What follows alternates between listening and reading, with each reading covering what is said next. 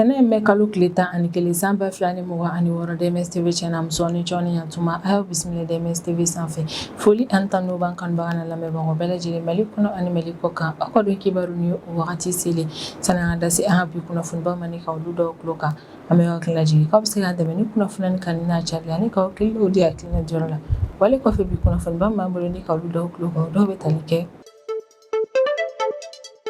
Kanga Mali fintigilakaw ale ni Afrika Korps maaw yɛrɛ kɔni ka cɛsiri ale ni u ka baara kɛ ko ɲuman yɛrɛ kɔni sababuya la ko alamisa tɛmɛnen mai kalo tile 7 san 2026 ni maa yɛrɛ kɔni taara Kita sira yɛrɛ kɔni dabila ka da kan i n'a fɔ bɛɛ lajɛlen b'a kalama cogo min wagati tɛmɛnenw na min yɛrɛ kɔni banbaci wale ma olu kun tan bɛ u da ka sigi Kita sira yɛrɛ kɔni ka wale min kun bɛ ka kɛ sababu ye ne ka jamana kɔnɔdenw ka voyage yɛrɛ kɔni gɛlɛya ni sira yɛrɛ kɔni sanfɛ nka ka Mali fintigilakaw yɛrɛ kɔni taara sira kofɔlen yɛrɛ kɔni labila ko fɔ an bɛ wagati min na fɔ ko bi min yɛrɛ kɔni jamana kɔnɔdenw olu bɛ se u ka taa ka segi yɛrɛ kɔni kɛ ni sira in yɛrɛ kɔni ka lafiya kɔnɔna na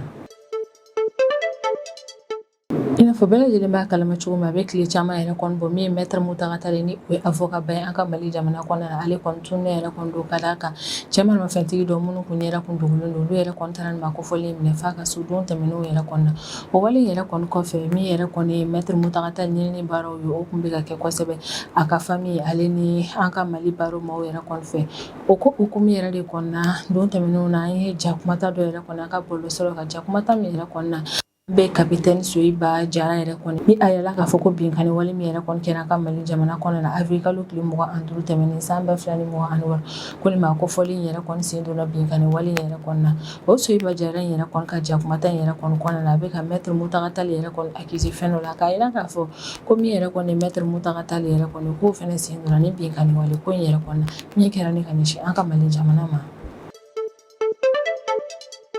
avril kalo tile 25 tɛmɛnen san 2026 basigibaliya mun donna an ka Mali jamana kɔnɔna na o kɔni wale yɛrɛ kɔni kɛra sababu ni ka na ni basigibaliya an ka jamana yɔrɔ caman yɛrɛ kɔnɔ na ko hukumu de la alamisa tɛmɛnen mai kalo tile 7 san 2026 min yɛrɛ kɔni an ka Mali kalanko minisiri ni o ye Amadu Si Savane ale bɛ an ka école karamɔgɔw ka syndicat yɛrɛ kɔni wele ni ka ɲɔgɔn ye tɛmɛ o ni ɲɔgɔn cɛ la walasa ka se ka yir'u la k'an bɛ wagati min na i n'a fɔ ko bi ka sanga ni jamana yɛrɛ kɔni ka lakana ko lahalaya k'a ka kan jamana kɔnɔden bɛɛ lajɛlen ka fara ɲɔgɔn kan ni k'i bolo di ɲɔgɔn ma yɛrɛ kɔnɔ ni y'a tile damadɔniya wunu kumaw yɛrɛ kɔni kun bɛ sen na an ka bɔlɔsiraw kan k'a yira k'a fɔ ko min yɛrɛ kɔni ye an ka Mali fintigilakaw ye k'olu yɛrɛ kɔni taara banbaci wale maa dɔw yɛrɛ kɔni minɛ an ka aéroport international Modibo Keyita yɛrɛ kɔnɔ na ko hukumu de la min yɛrɛ kɔni an ka aéroport du Mali ma olu bɛ bɔ ni ka communiqué kɛ communiqué min kɔnɔ na u bɛ nin kuma in yɛrɛ kɔni nkalontigiya I n'a fɔ bɛɛ lajɛlen b'a kalama cogo min an ka jamana yɛrɛ kɔni bɛ lakanako gɛlɛya min yɛrɛ kɔni kɔnɔna na o bɛ ka kɛ sababu ye ni min yɛrɛ kɔni an ka jamana gouverneur caman ye bɛɛ lajɛlen bɛ ka décision yɛrɛ kɔni ta i ka région yɛrɛ kɔni kɔnɔna na walasa ka se ka i ka région sigibaa maaw yɛrɛ kɔni n'u bolo fɛ u ka lakana sabati o ko hukumu de la don tɛmɛnenw na min yɛrɛ kɔni ye Buguni région gouverneur ale ye décision ba dɔ yɛrɛ kɔni ta Buguni kunkanko kan min yɛrɛ kɔni kɛ kun ye walasa ka se ka lakanako tɔ sinsin kosɛbɛ Buguni région kɔnɔna na min yɛrɛ kɔni Afrique du Sud jamana ɲɛmaa ni o ye Cyril Ramaphosa yɛrɛ kɔni an bɛ wagati min na i n'a fɔ ko bi min yɛrɛ kɔni ale ka opposé u bɛ fɛ ka fɛɛrɛ latigɛ ni ka nin ma kofɔlen yɛrɛ kɔni nkalon ka bɔ fanga yɛrɛ kɔni na Afrique du Sud jamana kɔnɔna na o ko hukumu de la a yirala k'a fɔ ko juma tɛmɛnen mai kalo tile 8 san 2026 ko min yɛrɛ kɔni Afrique du Sud cour constitutionnelle maaw yɛrɛ kɔni k'olu ye procédure dɔ yɛrɛ kɔni dayɛlɛ procédure min bɛ se ka kɛ sababu yɛrɛ kɔni ni ka Cyril Ramaphosa yɛrɛ kɔni nkalon ka bɔ Afrique du Sud jamana ɲɛmaaya la ni kunnafoniba de bɛ an bolo kɔrɔ bi an bɛna minnu walawala aw ye bi don kibaru kɔnɔna na min an ka Mali fintigilakaw yɛrɛ kɔni ni olu jukɔrɔmadonni dɔ yiri se ka fintigilakaw fɛ ni o ye Afrika Korps maaw ye a kɔni yirala k'a fɔ ko don tɛmɛnenw na k'u ka cɛsiralen n'u ka baara kɛ ko ɲuman o kɔni kɛra sababu n'u sera ka Kita ka don Bamako kɔnɔna na o sira kofɔlen yɛrɛ kɔni labila a yirala k'a fɔ ko ni kun y'a tile caman yɛrɛ kɔni min ye banbaci wale jɛkulu Génie min kama olu kɔni kun tan bɛ Kita sira yɛrɛ kɔni tigɛ wale min kɛra sababu ni ka voyagekɛlaw yɛrɛ kɔni sɛgɛn sira in sanfɛ kosɛbɛ o ko hukumu de la an ka Mali fintigilakaw ni Afrika Korps yɛrɛ kɔni farala ɲɔgɔn kan ni ka taa Kita sira yɛrɛ kɔni contrôle minɛ teliya la cogo min jamana kɔnɔdenw bɛ se ka lafiya u ka voyage kɔnɔna na k'an ka Mali fintigilakaw ni Afrika Korps maaw yɛrɛ kɔni taalen nin sira kofɔlen yɛrɛ kɔni kan u ye opération baw kɛ u tilal'o la ka ratissage fɛnɛ kɛ ko in yɛrɛ de kɔni sababuya la u sera ka fɛɛrɛ latigɛ min yɛrɛ kɔni ye voyagekɛlaw olu ka taa ni ka segin ka se ka nɔgɔya nin sira in kan wale min yɛrɛ kɔni kɛra sababu ni voyage kɛli ka bɔ an ka jamana ouest yan fanfɛla la ka na an ka jamana faaba yɛrɛ kɔnɔna ni o ye Bamako ye o ko yɛrɛ kɔni nɔgɔyara kosɛbɛ voyagekɛlaw bolo surtout kɔni y'a yira k'a fɔ ko nin don kofɔlen yɛrɛ kɔni tile kurukara bɛɛ lajɛlen kɔnɔna na ko komi an ka Mali fintigilakaw ni Africa Corps yɛrɛ kɔni olu ye mission de recherche yɛrɛ kɔni kɛ walasa ka se ka banbaci wale maaw ɲini zone minnu yɛrɛ kɔni bɛ yɔrɔ in kɛrɛfɛla yɛrɛ kɔnɔ ni maaw yɛrɛ kɔni ka sigiyɔrɔ bɛn bɛ o yɔrɔ ma min ye fintigilakaw taara ratissage kɛ o zone ninnu bɛɛ lajɛlen kɔnɔna na wa o ye voyagekɛlaw yɛrɛ kɔni ka bolimafɛnw yɛrɛ kɔni escorter lakana yɛrɛ kɔni kɔnɔna na walasa min yɛrɛ kɔni ye banbaci wale maaw ye olu kana se k'a fɔ k'u bɛ binkani wale kɛ ne ka ɲɛsin jamana kɔnɔdenw ma wale min yɛrɛ kɔni kɛra lafiya bɛɛ voyagekɛlaw ma don kofɔlen in na komi yɛrɛ kɔni banbaci wale jɛkulu JINIM ka maaw yɛrɛ kɔni olu tun bɛ ka essayer ni ka sira in yɛrɛ kɔni tigɛ jamana kɔnɔdenw ale ni voyagekɛlaw yɛrɛ kɔni ka bolimafɛnw na ko nka an ka Mali fintigilakaw ni Africa Corps yɛrɛ kɔni farala ɲɔgɔn kan ni ka jaabi telima min kɛ ka ɲɛsin o banbaci wale man ma o yɛrɛ kɔni kɛra sababu ye ni maa ninnu bolila ka taga bɔ yɔrɔ in na yan ni o fɛnɛ yɛrɛ kɔni kɛra sababu ye ni jamana kɔnɔdenw yɛrɛ kɔni b'u ka voyage kɛ sira in ka lafiya kɔnɔna na k'ale mɛn kalo tile 7 tɛmɛnen san 2026 min yɛrɛ kɔni a kunnafoniya kun sera an ka Mali fintigilakaw ma k'a fɔ ko min yɛrɛ kɔni banbaci wale maaw ye k'u bɛ Sebekɔrɔ localité la ko a kun signalé an ka Mali fintigilakaw k'a fɔ ko civil baden yɛrɛ de kɔni bloqué bɛ nin yɔrɔ kofɔlen in na ko kabini o kunnafoniya yɛrɛ kɔni sera an ka Mali fintigilakaw ma min an ka Mali fintigilakaw ka ɲɛma olu kɔni an ka fintigilaka jɛkulu dɔ yɛrɛ kɔni wuli ne ka Africa Corps maaw ka bolofara dɔ fala o kan ka teliya joona ne ka taa Sebekɔrɔ localité in yɛrɛ kɔnɔna k'an Mali fintigilakaw ni Africa Corps yɛrɛ kɔni taara intervention min yɛrɛ kɔni kɛ o yɔrɔ la o kɔni kɛra sababu ye ni ka sira in yɛrɛ kɔni labila ale ni ka jamana kɔnɔdenw yɛrɛ kɔni ka convoi yɛrɛ kɔni escorter lafiya ale ni lakana kɔnɔna na jakumata dɔw yɛrɛ kɔni carila ka bɔlɔ siraw kan ni o jakumata nin yɛrɛ kɔni kɔnɔna na an bɛ voyagekɛla dɔw yɛrɛ kɔni olu bɛ k'an ka Mali fintigilakaw ale ni Africa Corps maaw fo kosɛbɛ u ka tɛmɛni la nin yɔrɔ kofɔlen na ka d'a kan ko yɛrɛ de kɔni kɛra sababu ye ni olu lafiyara kosɛbɛ sabula tile damadɔni ka kɔni ko in yɛrɛ kɔni ɲɛ olu kun bloqué yɛrɛ kɔni kun don localité in na yɔrɔ in na an b'a da maliden bɛɛ lajɛlen kulo kan k'a fɔ ko min yɛrɛ kɔni an ka Mali fintigilakaw k'u cɛsiri bɛ ka fɛɛrɛ bɛɛ lajɛlen latigɛ walasa banbaci wale maaw ta mɛ sira o sira tigɛ ka sira nin yɛrɛ kɔni bɛɛ lajɛlen labila ni ko in bɛɛ lajɛlen kɛ kun de walasa min ye Mali jamana kɔnɔdenw n'u bololafɛn olu ka lakana ka se ka sabati wa u ka se ka yɛlɛ jamana in fantan naani bɛɛ lajɛlen kɔnɔna na lafiya kɔnɔna na i n'a fɔ bɛɛ lajɛlen b'a kalama cogo min avril kalo tile 25 tɛmɛnen san 2026 binkani wale kɛra ne ka ɲɛsin a ka jamana localité dɔw ma ni o ye kɛrɛnkɛrɛnnenya la Bamako, Kati, Sévaré, Gao ale ni Kidali yɛrɛ kɔni ko tile damadɔni ni binkani wale yɛrɛ kɔni kɔfɛ jakumata dɔw yɛrɛ kɔni carila an ka bɔlɔsiraw yɛrɛ kɔni ka jakumata min yɛrɛ kɔni bɛ ka kɛ sababu ye ni ka jamana kɔnɔdenw yɛrɛ kɔni dalakuma yɛrɛ kɔni caya kosɛbɛ video dɔ yɛrɛ kɔni na min carila an ka bɔlɔsiraw yɛrɛ kɔni kan min yɛrɛ kɔni ye an ka fintigilaka dɔ ye ni ale bɛ retraite yɛrɛ kɔni na ni o ye capitaine Soyiba Jara ye ni ale kɔni bɛ wele ko Bamanan ale de kɔni bɛ ka bɔ ni jakumata in na ni k'a yira k'a fɔ ko wale minnu yɛrɛ kɔni kɛra avril kalo tile 25 tɛmɛnen san 2026 ko kunnafoniya dɔw bɛ ale bolo o wale ninnu kan wa a bɛ maa caman tɔgɔ fɔ a b'a yira k'a fɔ ko maa minnu fana sen donna nin wale ninnu na ni o maa tɔgɔ fɔlen ninnu yɛrɛ kɔnɔna Maître Mutaka Tall bɛ o la ni o ye avocat ba ye an ka Mali jamana kɔnɔna na ni video in yɛrɛ kɔni bɛ cari wagati min na o ye an ka jamana kɔnɔna na o b'a sɔrɔ an ka jamana yɛrɛ kɔni bɛ a ka wagati sensible ba de la ka d'a kan i n'a fɔ bɛɛ lajɛlen b'a kalama cogo min ni y'a tile caman min yɛrɛ kɔni Maître Mutaka Tall ale kɔni tunnen don ka d'a kan a minɛna cɛ maramafɛntigi dɔw yɛrɛ kɔni fɛ minnu kun ɲɛda yɛrɛ kɔni kun dogolen don fo a ka so yɛrɛ kɔni kɔnɔna na maa caman yɛrɛ kɔni ka kɔrɔ fɔ la ko capitaine Soyiba Jara ka nin video in yɛrɛ kɔni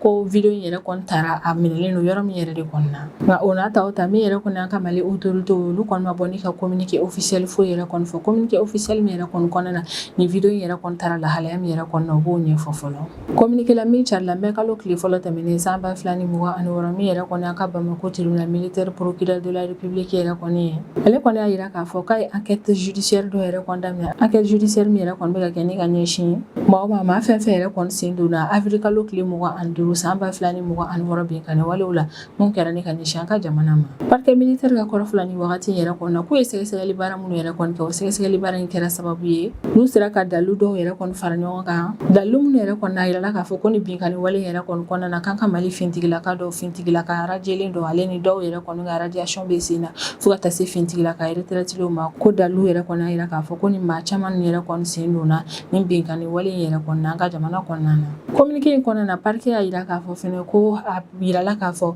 ko maa dɔw yɛrɛ kɔni fɛnɛ sen donna ni binkani wale ninnu yɛrɛ kɔni na maa minnu yɛrɛ kɔni ye politique maaw ye an ka Mali jamana kɔnɔ ni o dɔw yɛrɛ kɔni na o bɛ docteur Umar Maruku yɛrɛ kɔni tɔgɔ fɔ procureur de la République ka communiqué in kɔnɔna na a kun y'a perepere latigɛ k'a fɔ fɛnɛ ko min yɛrɛ kɔni fɛnɛ ye Alassane Diallo ni ale tɔgɔ donnen don kosɛbɛ ni Abedi yɛrɛ kɔni ni ma kofɔlen ye militaire radier ni a ka Mali jamana kɔnɔna na k'ale fɛnɛ sen yɛrɛ kɔni donna attaque nin yɛrɛ kɔnɔna min kɛra ni ka ɲɛsin Kati yɛrɛ kɔni ma ko ani ma kofɔlen yɛrɛ kɔni fagara o attaque kelen nin yɛrɛ kɔni fɛnɛ senfɛ Soyiba Jara ka video min yɛrɛ kɔni carila mɛ kalo tile 8 tɛmɛnen san 2026 a ka nin video in kɔnɔna na a yira k'a fɔ ko ɲani avril kalo tile 25 san 2026 ni cɛ yɛrɛ kɔni ko semaine damadɔni ka kɔn o yɛrɛ kɔni k'ale ni maître Mutakatali yɛrɛ kɔni ye ɲɔgɔn ye dɔ kɛ a ka kɔrɔfɔ yɛrɛ kɔnɔna k'ale ni maître Mutakatali ka ni ɲɔgɔn ye yɛrɛ kɔnɔna k'u ye ɲɔgɔn kunbɛn station dɔ yɛrɛ kɔnɔna Tour d'Afrique kɛrɛfɛla la ko yɛrɛ de kɔni kɔfɛ u kɔni taara a ka Bamako hôtel dɔ yɛrɛ kɔnɔ n'u ka t'u ka ɲɔgɔn ye tɔ in laban yen halisa Soyiba Jara ka kɔrɔfɔw yɛrɛ kɔnɔna ko ale ni maître Mutakatali ka kuma bolila fɛn mun yɛrɛ kɔni kan o ye an ka jamana politique ko situation ni lakana ko situation yɛrɛ de kɔni ye k'olu ka ɲɔgɔn ye yɛrɛ kɔni kɔfɛ ale kɔni maître Mutakatali ni Abedi yɛrɛ kɔni bila contact la wa a ka kuma yɛrɛ kɔni kɔnɔna na ko min yɛrɛ kɔni ye Abedi yɛrɛ kɔni ye ko a ye voyage caman yɛrɛ kɔni kɛ maître Mutakatali yɛrɛ kɔni ye ko Abedi ka ni voyage ni bɛɛ lajɛlen yɛrɛ kɔni kɛra ɲani attaque yɛrɛ de kɔni cɛ wa y'a yira k'a fɔ ko ɲani avril kalo tile 25 san 2026 bin ka ni wale ni yɛrɛ kɔni ka kɛ ko min yɛrɛ kɔni ye maa ninnu ye ko ale yɛrɛ kɔni la kunnafoniya ko kɛtaw yɛrɛ kɔni na min yɛrɛ kɔni ye Soyiba Jara ale filɛ ni ka ni accusation jugumanba minnu yɛrɛ kɔni kɛ ni ka ɲɛsin maître Mutakatali yɛrɛ kɔni ma o ko in yɛrɛ kɔni bɛ kɛ sababu ye ni ka kuma misɛnnin caya an ka Mali jamana kɔnɔna na an kɔni bɛ wagati min na i n'a fɔ ko bi min yɛrɛ kɔni a ka kiriko ma olu ma bɔ fɔlɔ ni ka kuma kɛ ka ɲɛsin nin ko in yɛrɛ kɔni ma ka sanga ni an ka jamana ka lakanako lahalaya an bɛ wagati min na i n'a fɔ ko bi alamisa tɛmɛnen mɛ kalo tile 7 san 2026 min yɛrɛ kɔni an ka Mali kalanko minisiri Leo Amadou Sy Savané ale kɔni ɲɔgɔn ye tɛmɛ ani an ka Mali école karamɔgɔ ka syndicat yɛrɛ kɔni ɲɔgɔn cɛ la ɲɔgɔn ye min yɛrɛ kɔni kɛra solidarité bonya ale ni karama yɛrɛ kɔni kɔnɔna na ni ɲɔgɔn ye min yɛrɛ kɔni tɛmɛna kalanko minisiri ni école karamɔgɔ ka syndicat yɛrɛ kɔni ɲɔgɔn cɛ la ɲɔgɔn ye kun kɛ kun yɛrɛ de kɔni walasa avril kalo tile 25 san 2026 attaque ni yɛrɛ kɔni kɔfɛ ka se k'a yira école karamɔgɔ la k'a fɔ k'an bɛ wagati min na i n'a fɔ ko bi ko jamana yɛrɛ kɔni mago bɛ fara ɲɔgɔn kan de la école karamɔgɔ ka syndicat ni kalanko minisiri ka ni ɲɔgɔn ye yɛrɛ kɔni na u ye miniti 1 ta sibila yɛrɛ kɔni kɛ ni ka ɲɛsin an ka Mali lafasali minisiri kɔrɔ ma ni o ye général d'armée Sadio Kamara ale ni maa o maa fɛn fɛn yɛrɛ kɔni ni tora ni wagati laban attaque ni yɛrɛ kɔni an ka Mali jamana kɔnɔna na min yɛrɛ kɔni ye kalanko minisiri ale bɛ école karamɔgɔ ka syndicat yɛrɛ kɔni fo kosɛbɛ ka d'a kan ko binkani wale minnu kɛra an ka Mali jamana kɔnɔna na avril kalo tile 25 tɛmɛnen san 2026 ko binkani wale yɛrɛ kɔni kɔfɛ ko min yɛrɛ kɔni école karamɔgɔ ka syndicat ye ko décision yɛrɛ kɔni ta n'u ka grève ko min yɛrɛ kɔni kun nana daminɛ ka grève yɛrɛ kɔni bɔ a ma a y'a yir'u la k'a fɔ k'a b'u fo kosɛbɛ wale na ko o wale yɛrɛ kɔni b'a yira k'a fɔ ko Mali yɛrɛ kɔni ye jamana kɔnɔden ɲuman de ye école karamɔgɔ ka syndicat yɛrɛ kɔni ka fanfɛla la o y'a yira k'a fɔ ko ni ɲɔgɔn ye min yɛrɛ kɔni tɛmɛna u ni kalanko minisiri ni ɲɔgɔn cɛ la ko ɲɔgɔn ye in diyara u ye kosɛbɛ ka d'a kan ko ɲɔgɔn ye nin yɛrɛ kɔni kɔnɔna na ko kuma ɲɔgɔnya ɲumanba de tɛmɛna olu ni minisiri ni ɲɔgɔn cɛla la o ka kuma kɔnɔna u bɛ sinsin a kan kosɛbɛ k'a ka kan min yɛrɛ kɔni an ka Mali autorités ye k'u ka Mali fantan naani bɛɛ lajɛlen yɛrɛ kɔni lafasa ko k'a daminɛ Kayi la fo ka taa se Kidali ma k'a ka kan Mali autorités ka nin yɔrɔ nin bɛɛ lajɛlen yɛrɛ kɔni lafasa école karamɔgɔ ka syndicat yɛrɛ kɔni ka kumaw kɔnɔna u bɛ tila ka sinsin a kan kosɛbɛ k'a kɔni ka di olu ye jamana yɛrɛ kɔni ka basigi ko a ka di olu fɛnɛ kuma ɲɔgɔnya ka to ka tɛmɛ u ni an ka Mali kalanko autorité mɔgɔw yɛrɛ kɔni ɲɔgɔn cɛ la walasa min yɛrɛ kɔni ye fɔɲɔgɔnkɔ ye o kana na tɛmɛ u ɲɔgɔn cɛ la kuma si yɛrɛ kɔni na don tɛmɛnenw na kunnafoniyaw yɛrɛ kɔni kun bɛ bolila an ka bɔlɔlɔsiraw kan kunnafoniya minnu kun bɛ ka yira k'a fɔ ko min yɛrɛ kɔni an ka Mali fintigilakaw ye k'u taara banbaci walima dɔw yɛrɛ kɔni minɛ an ka aéroport international Modibo Keyita yɛrɛ kɔnɔ ni nin bɛ Senu mara kɔnɔna na o wale yɛrɛ de kɔni kɔfɛ min ye an ka aéroport du Mali mais olu bɔra ni ka communiqué kɛ communiqué min yɛrɛ kɔni kɔnɔna u bɛ nin kuma in yɛrɛ kɔni nkalon tigɛya min ye an ka aéroport du Mali mais u ka directeur général ale ka kɔrɔfɔ la ka communiqué in kɔnɔna na ko min ye an ka Mali fintigilakaw yɛrɛ kɔni ni olu dɛmɛnen don an ka autorités ale ni aéroport autorités yɛrɛ kɔni fɛ ko olu kɔni bɛ k'u cɛsiri ka fɛɛrɛ bɛɛ lajɛlen latigɛ walasa ni ɲɔgɔnna wale foyi yɛrɛ kɔni kana na kɛ aéroport yɛrɛ kɔni na ko ale de kɔni na maa minnu yɛrɛ kɔni bɛ ka bɔ ni ka nin nkalon juguba nin yɛrɛ kɔni tigɛ ko kuma in yɛrɛ kɔni tɛ tiɲɛ ye ka d'a kan fintigilakaw yɛrɛ kɔni cɛsirilen don yɔrɔ in na walasa min yɛrɛ kɔni banbaci walemaw ye u kana na don yɔrɔ in na cogoya si la aéroport du Mali maaw yɛrɛ kɔni ka communiqué yɛrɛ kɔni kɔnɔ u bɛ welemada kɛ ni ka ɲɛsin voyagekɛlaw ma k'an bɛ wagati min na i n'a fɔ ko bi ko contrôle de sécurité minnu yɛrɛ kɔni bila la an ka Mali aéroport yɛrɛ kɔni na k'u b'a la ɲini jamana voyagekɛlaw yɛrɛ kɔni fɛ bɛɛ lajɛlen yɛrɛ kɔni ka coopération yɛrɛ kɔni kɛ u ni an ka lakana tigilamɔgɔw ɲɔgɔn cɛ la walasa contrôle yɛrɛ kɔni ka se ka kɛ nɔgɔya kɔnɔna na. Kuma kuncɛ kuma na min yɛrɛ kɔni aéroport du Mali mais u bɛ welemada kɛ ni ka ɲɛsin voyagekɛlaw jamana kɔnɔdenw fo ka taa se u partenaires ma k'u janto u yɛrɛ la u k'u hakili to u yɛrɛ la kosɛbɛ ka sanga ni kunnafoni kolon carilen an ka jamana kɔnɔ an bɛ wagati min na i n'a fɔ ko bi ko u k'u sɔgɔlen yɛrɛ kɔni to canaux officiels yɛrɛ kɔni na walasa ka se ka kunnafoniya jɛlenw yɛrɛ kɔni sɔrɔ ka d'a kan ko n'u kɔni ye kunnafoniya fɛn fɛn mɛn n'u m'a ye canaux officiels yɛrɛ kɔni na k'u kana na da la ka d'a kan kunnafoni sanni ma o kɔni bɛ sɔrɔ canaux officiels yɛrɛ de kɔni sanfɛ. Min yɛrɛ kɔni ye Buguni région autorité administrativement yɛrɛ kɔni olu ye décision yɛrɛ kɔni ta ni ka mesure de sécurité yɛrɛ kɔni renforcer kosɛbɛ Buguni région kɔnɔna na ni décision kɛrɛnkɛrɛnnen dɔw yɛrɛ kɔni talen ni ka ɲɛsin bolimafɛn modèle dɔw yɛrɛ kɔni ma région in kɔnɔna na. Communiqué la min carila araba tɛmɛnen mɛ kalo tile 6 san 2026 min yɛrɛ kɔni ye Buguni région gouverneur ni o ye général de brigade Ousmane Wele yɛrɛ kɔni ye ale kɔni b'a yira k'a fɔ ko Buguni région fantan naani bɛɛ lajɛlen la k'a daminɛ sufɛla nɛgɛ kanɲɛ 21 na ka taa bila sɔgɔmadafɛla nɛgɛ kanɲɛ 6 yɛrɛ kɔni na ko bolimafɛn sen saba fo ka taa se moto belebelebaw yɛrɛ kɔni ma ko ni bolimafɛn bɛɛ lajɛlen yɛrɛ kɔni interdit yɛrɛ kɔni don wa ye Buguni région kɛnɛmana na ni heure kofɔlen ninnu yɛrɛ kɔni na gouverneur ka kɔrɔfɔ yɛrɛ kɔni na ko décision yɛrɛ kɔni bɛna na labaara tile 30 kuntagala de kɔnɔna na ko wa ni tile 30 in kɔfɛ u y'a ye k'a fɔ ko Buguni région lakana yɛrɛ kɔni ma sabati kosɛbɛ k'u bɛ se ka dɔ fara a kan yɛrɛ kɔni Buguni autorité régionale yɛrɛ kɔni ka kɔrɔfɔ la ko ka sanga ni jamana yɛrɛ kɔni ka lakanako gɛlɛya an bɛ wagati min na i n'a fɔ ko bi k'olu bɛ nin décision yɛrɛ kɔni ta walasa ka se u ka région maaw sigibaw n'u bololafɛnw yɛrɛ kɔni ka lakana de sabati communiqué yɛrɛ kɔni kɔnɔna na a yiralen don k'a fɔ ko cercle préfet fo ka taa se an ka force de défense et de sécurité yɛrɛ kɔni ma a k'a laɲininen don olu yɛrɛ de kɔni fɛ u ka fɛɛrɛ bɛɛ lajɛlen latigɛ ni décision min yɛrɛ kɔni taara gouverneur fɛ décision yɛrɛ kɔni ka labaara Buguni région fantan naani bɛɛ lajɛlen na min yɛrɛ kɔni Buguni autorité ma u bɛ ka welemada kɛ ni ka ɲɛsin Buguni sigiba maaw ma ko conseil de sécurité min yɛrɛ kɔni bɛ Buguni région kɔnɔna na k'a laɲininen don u fɛ u ka conseil de sécurité bɛɛ lajɛlen labato ko u k'u bolo di lakana tigilamɔgɔw yɛrɛ kɔni ma walasa basigi min yɛrɛ kɔni bɛ Buguni région kɔnɔna na ka se ka o basigi tɔ in yɛrɛ kɔni sinsin kosɛbɛ ni wagati laban nin yɛrɛ kɔni na an ka jamana localité caman yɛrɛ kɔni bɛ yen nɔ olu gouverneur yɛrɛ kɔni ye décision yɛrɛ kɔni ta u ka yɔrɔ la walasa ka se u ka yɔrɔ lakanaw yɛrɛ kɔni tɔ sinsin kosɛbɛ o ko hukumu yɛrɛ de kɔni na ka sanga ni jamana ka lakanako lahalaya bɛ wagati min na i n'a fɔ ko bi min yɛrɛ kɔni Buguni région gouverneur ale kɔni y'a yira k'a fɔ ko bana kunbɛn ka fisa ni bana furakɛ o de la a ye nin mesure ninnu sigi a ka région kɔnɔna na walasa ka se ka Buguni sigibaa maaw n'u bololafɛnw ka lakana sabati Buguni fantan naani bɛɛ lajɛlen na sisan an bɛ tɛmɛ n'an ka jamana kɔfɛ kibaruyaw ye o kɔnɔna na an bɛ taa Afrique du Sud jamana kɔnɔna na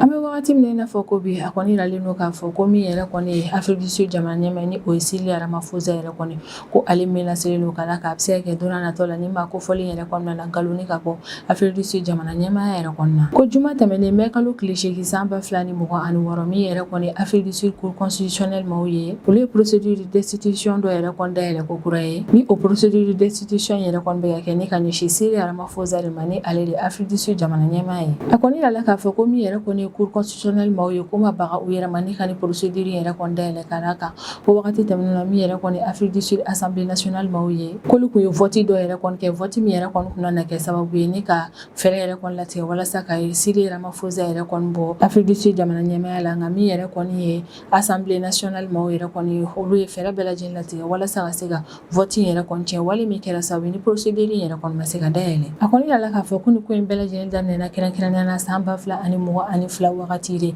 ni min yɛrɛ kɔni ye Afrique du Sud assemblée nationale yɛrɛ kɔni ni assemblée yɛrɛ kɔni kɔnɔna na maa fanba nin bɛɛ lajɛlen Cyril Ramaphosa ka maaw de ye ni wagati yɛrɛ kɔni na min yɛrɛ kɔni ye assemblée nationale maaw yɛrɛ kɔni olu rapport dɔ yɛrɛ kɔni rejeté rapport min yɛrɛ kɔni na a kun yiralen don k'a fɔ ko min yɛrɛ kɔni ye Cyril Ramaphosa ye ni ale de Afrique du Sud jamana ɲɛmaa ye k'a ye ko dɔw yɛrɛ kɔni kɛ Afrique du Sud sariya yɛrɛ kɔni tɛ sɔn ko minnu ma ni wagati yɛrɛ kɔni na Cyril Ramaphosa yɛrɛ kɔni accusé don min na o de ye k'a fɔ ko a ka so dɔ yɛrɛ kɔni bɛ Falafala localité yɛrɛ kɔnɔ ni nin yɔrɔ kofɔlen yɛrɛ kɔnɔ a bɛ bagan caman yɛrɛ kɔni mara yen nɔ ko nin so kofɔlen yɛrɛ kɔni kɔnɔna na zone dɔw yɛrɛ de kɔni donna yen nɔ ni ka Cyril Ramaphosa ka dola wari caman yɛrɛ kɔni ta ko nka nin wale yɛrɛ kɔni kɔfɛ min yɛrɛ kɔni Cyril Ramaphosa yɛrɛ kɔni a ye o ko in bɛɛ lajɛlen yɛrɛ kɔni dogo Afrique du Sud policiw yɛrɛ kɔni na o wale yɛrɛ de kɔni kɔfɛ kabini bɔ kɛra kalama yɛrɛ kɔni assemblée nationale yɛrɛ kɔni kɔnɔna na opposant minnu yɛrɛ kɔni bɛ olu y'a yira k'a fɔ ko min yɛrɛ kɔni Cyril Ramaphosa ye k'a ye nin wale min yɛrɛ kɔni kɛ ko jamana sariya yɛrɛ kɔni tɛ sɔn a ma o yɛrɛ de kɔni kɔni olu tun bɛ fɛ ka fɛɛrɛ latigɛ yɛrɛ kɔni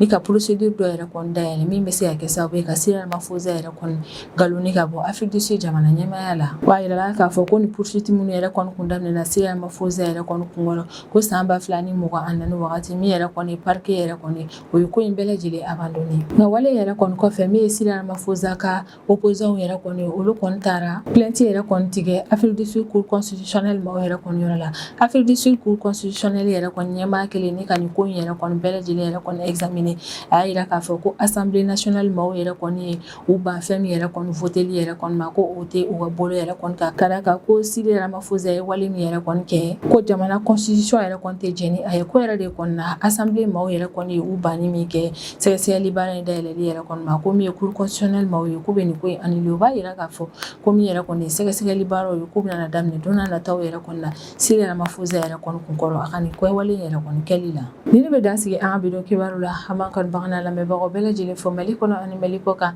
an bɛ hakilina jigin k'aw bɛ se k'an dɛmɛ ni kunnafoni ni kan n'a carilen ani ka hakilinaw di hakilina diyɔrɔ la wale kɔfɛ an b'a fɔ ɲɛna ko aw k'a bɛn a ɲɔgɔnna wɛrɛ ma.